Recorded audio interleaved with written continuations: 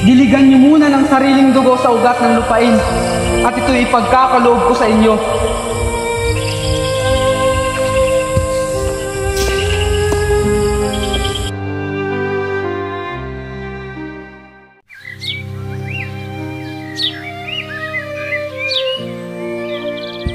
Mahal, halika rito!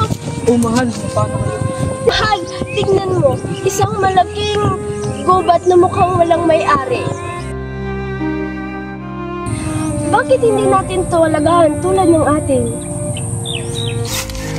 Tama nga, Ama. Tiyak na malaki ang maitutulong nito sa atin. Marahil nga'y walang nagmamayari. Hayaan niyo, bukas na bukas ay aayusin natin. Masayang nagtutulungan ang pamilya sa paglilinis ng lupain, ngunit habang ginagawa nila ang kanilang gawain, ay nilagnat isa-isa ang mag-aanak at namatay ang ina, ganun din ang panganay na anak na si Lucia na nasa katamtamang gulang lamang.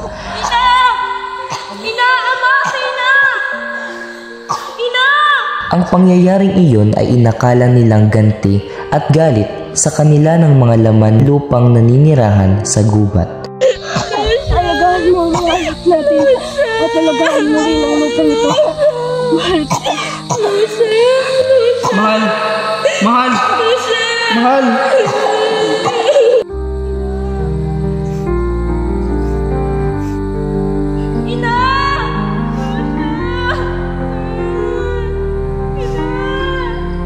Lumago at mas napabuti pa ang lupain, naging mas masagana at malayo sa dati nitong itsura. Nang aanihin na ang unang tanim, ay inangkin ang mga lupang iyon ng isang korporasyon ng mga praile na may pag-aari sa bayang kalapit. Kilala mo si Tales, magandang daw ang buhay niya. Bakit hindi natin hinirang makabisa sa Tales? Oo nga, maganda yan. Tales, ikaw ay hinirang na kabesa sa bayan ng San Diego. Mangako na maninindigan sa pamumuno ng walang kinikilingan at walang pinoprotektahan, serbisyong totoo lamang.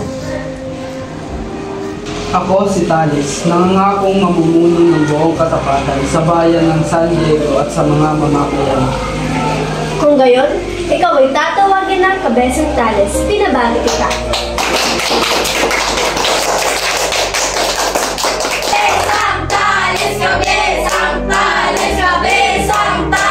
Isang Tales, dito na po ang praile.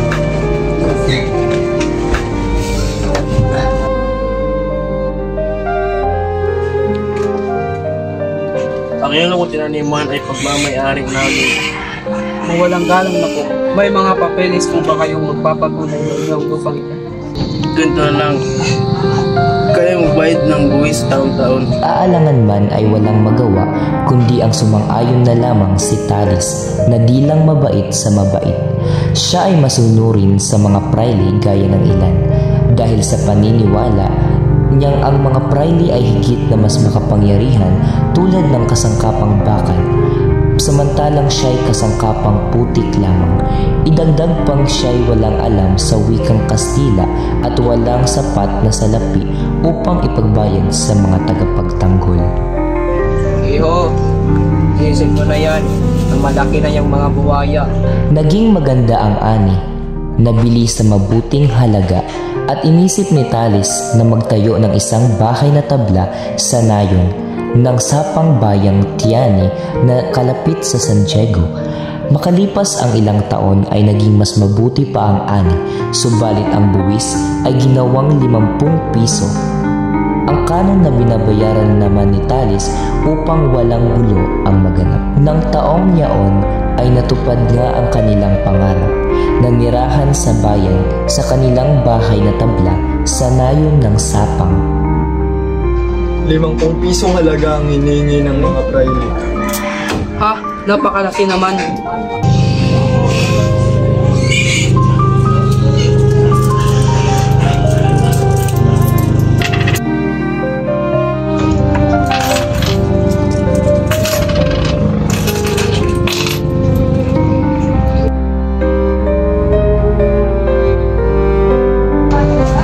Ama, papag-aralan Aralin ko si Huli sa bayan upang karapat-dapat ito sa kanyang nobyo na si Basilio na mag-aaral ng medisina. Magandang ideya yan, Talis. Tiyak na matutuwa nito si Huli. Anak Huli, Bakit po, Ama? sa darating na taon ay magsusuot ka na ng tikola at pupuntang Maynila upang makapag-aaral katulad ng dalaga sa bayan. Totoo po ba, Ma?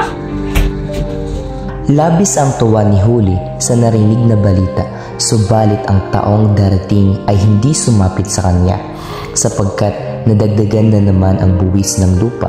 Napaisip si Kabesang Talis at nagkamot ng ulo.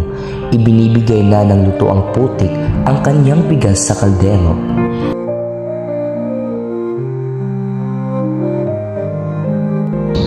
Kabisang Talis.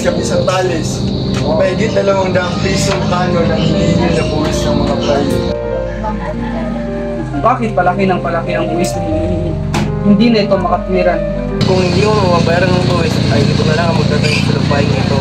Kung walang galang na bongkal, ngunit hindi magandang hero yan. Siyang kukuha ng lupa.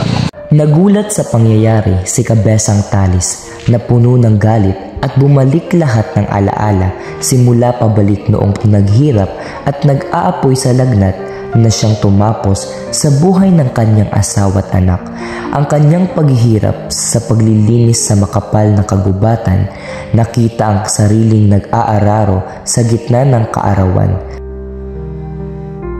Samantalang ang kurang iyon ay nagliliwaliw na nakasakay sa isang sasakyan at iyong kukuha ng kanyang ari ay susunod-sunod na gaya ng isang alin. Hindi. Makalibong hindi. Lumubog na muna ang lahat ng kaparangang iyon sa lupa at malibing silang lahat. Napukaw ang kaisipan ni Talis at naisipang magmatigas at di magbayad ni isang mang salapi at dala rin sa harap ang mapulang ulap, ay sinabing ipagkakaloob lamang niya ang kanyang mga bukirin sa dumilig muna doon ng dugo. Nagdala ba siya ng pumarito? O ng isang dakot man lang ng alabok na iyon? Mga hangal! Nabaluktot ba ang isa man lang sa daliri niya sa pagbunot ng mga ugat doon? Diligan niyo muna ng sariling dugo sa ugat ng lupain at ito ipagkakaloob ko sa inyo. Nang makita ni Tandang Selo ang mukha ng kanyang anak, ay hindi nakapangahas na banggitin ang buwaya, ngunit tinangka niyang paglubangin sa pagsasabi na tungkol sa mga kasangkapang putik at ipinaaalala na sa mga usapin ang nanalo'y nawawalan ng barot sa lawal. Sa alabok tayo mauuwi, Ama, at isinilang tayo ng walang damit sa maliwanag. Nanindigan si Talis sa kanyang pananaw at galaw na hindi magbayad ni isa mang dangkal hanggat hindi nagpapakita ang mga praile ng mga katunayan o mga papeles bilang motibo na sila nga ang nagmamay-ari ng lupain. Naglilingkod ako at marami ng taong naglilingkod sa hari. Sa tulong ng aking mga salapi at pagpapagod, ninanais kong lingapin niya ang aking katwiran at lilingapin niya ako. Akin ang lupang iyon, ipapaglaban ko iyon. Ama, para saan ang baril na iyan? May mga tulisang nanduloob at kailangan kong ipagtanggol ang ating mga sarili. Naging porsigido si Talis na ipaglaban ang kanyang karapatan sa lupain. Iginugol ang lahat ng kanyang ipon sa pagbabayad ng mga abogado, eskribano at prokurador at hindi pa kabilang dito ang mga kawani at mga tagasulat na sumasamantala sa kanyang kamangmangan at kalagayan. Ginawa ang lahat ng may buong pag-asa, buong maghapon na hindi kumakain at hindi nakatulog. Ang kanyang pakikipag-usap ay tungkol sa mga kasulatan, paghaharap, paghahabol sa lalong may mataas na kapangyarihan at iba pa. Matatagpo ang siya'y mistulang nagsasanay sa pagtudla ay binabaril ang mga ibon at mga bungang kahoy. Nakita ko ang Talis na iyong kung paano siya mamaril. Malalagay sa peligro ang aking buhay kung tutunguhin ko ang sapang iyo na wala kasamang buwatang sibil. Sabagal, walang silbi. Pakitaan niyo lamang ako ng titulo na magpapatunay na kayo nga ang may-ari ng lupa nito. Wala ka ba? Ikaw lang may-ari ng lupang ito. Paano ako magbibigay kung nagpapakasagwa naman? ibigay mo na lamang ang lupang ito. Kung ayaw mong magkagulo tayo, Talis.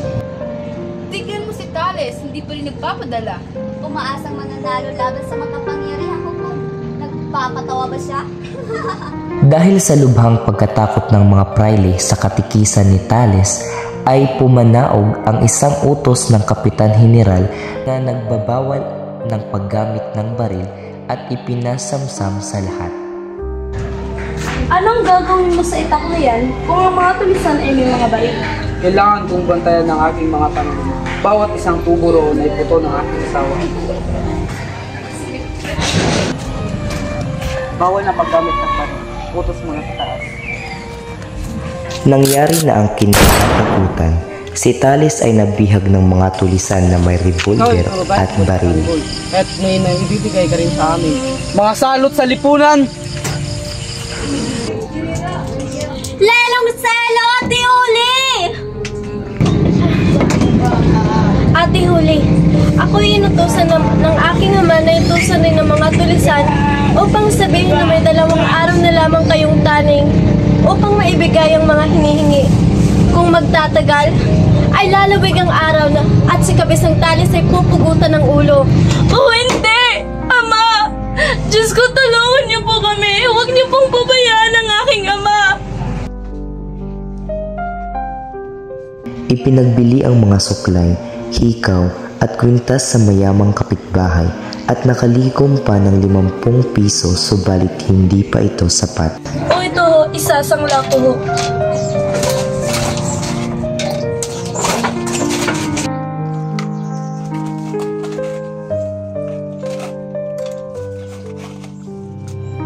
O ito, 200 piso. Maraming salamat po. Salamat po. Pagbili niyo na lamang ang bahay. Tiyak na makakabuti. Hindi maaari dahil wala ang tunay na may-ari. Ngunit hindi pa rin ako kompleto ang sanaging ipambabayad sa mga tulisan. Alam mo, Muli, maaari kitang pautangin sa halagang iha. Totoo po ba, Hermana Picha? Oo, Iha. Subalit ikay maninilbihan sa akin bilang kabayaran. Lahat igagawin ko para kay Ama. Maraming salamat po. Bukas na bukas rin ay gagawin ko ang kabayaran. Huli, totoo ba? Opo, Lolo. Bakit mo kailangan gawin ang bagay na iyan? Lolo, para ho ito kay Ama. Mas lalong hindi tayo makakapayag na mawala siya, hindi ba? Kung aalis ka, babalik ako ng gubat at hindi natutungtong pa ng bayan. Lolo, kailangan ho nating maisalba ang buhay ni Ama. Pagkatapos ito, matutubos rin ako mula sa pagkailila. Pangako. Kinabukasan ay alila na siya, patungong simbahan. Sunod-sunuran na sa kanyang amo, dala ang nobena. Nang makauwi ay napahiga at sabay sabing, gagawin ko ang lahat, ina. At Lucia, para kay Ama, isasalba natin siya.